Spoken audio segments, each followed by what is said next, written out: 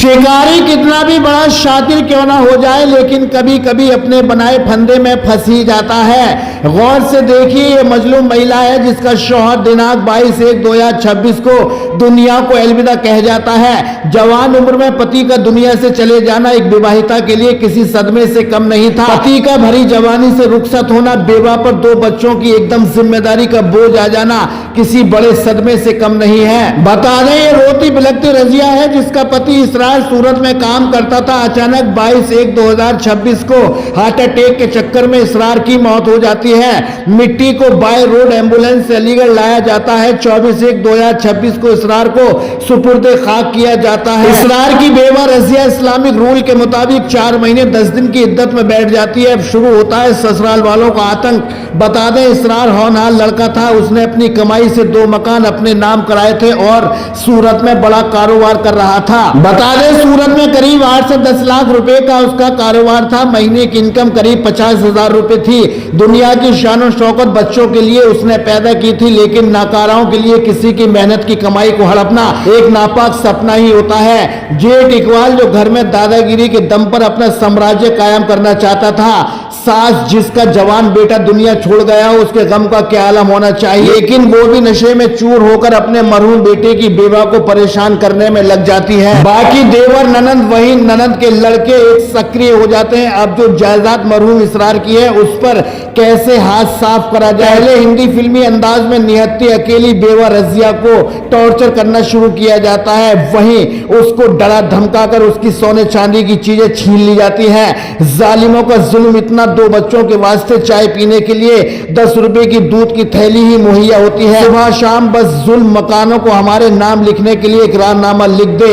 इसरार की बेवा रजिया को ज्यादा परेशान किया जाता है। तब वो अपने साथ होने वाली आपबीती को अपने घर पर डिस्कस करती है। इधर दौलत लूटने में अंधे इतने नशे में चूर हो जाते हैं, किसी तरीके से भी मकान उन्हें मिल जाए। 11/2/2026 को रजिया के मैके वाले 20वें की फाता में शामिल होने आते हैं। प्लान के मुताबिक जालिम जेठ इकबाल, इरफान, इमरान, अमन, देवर, वही ननद का लड़का रिहान लाठी डंडे लेकर लैस रहते हैं। अपना भय दिखाने के लिए उन लोगों पर टूट पड़ते हैं जिसमें रजिया और उसकी बहनों व एक भाई को गंभीर चोटें आती हैं।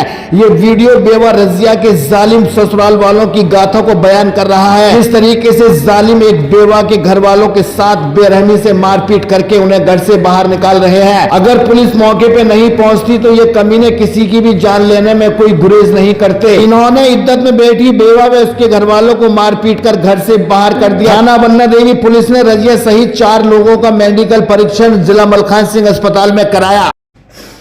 सर, मुझे मेरे जेठ ने, इकबाल ने, इरफान ने और मेरी नंदी की लड़के ने मारा। मुझे रेहान ने और अमन ने, इमरान ने, इन लोगों ने अंदर में कमरे में इद्दत कर रही थी। इन लोगों ने मुझे बहुत मारा, खींच खींच के मारा और मेरी सारा घर बार छीनना चाहते हैं और मुझ पर गंदी नजर रखता है इकबाल।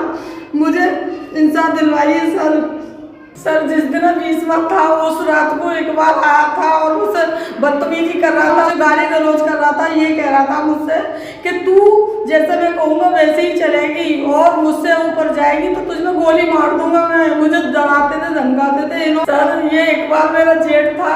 ये मुझ पे गंदी नजर रखता था बहुत टाइम से। ये मुझसे ये कहता था मेरी बात मानेगी तो तू रह सकती है इस घर में, नहीं तुझे कुछ नहीं दूंगा मैं, बिल्कुल भी। सारी घर बार सब अपने नाम करा लूंगा। जिस दिन 20वां था उस दिन इन लोगों ने बहुत मारा था मुझे। मेरे पे 2 बच्चे हैं।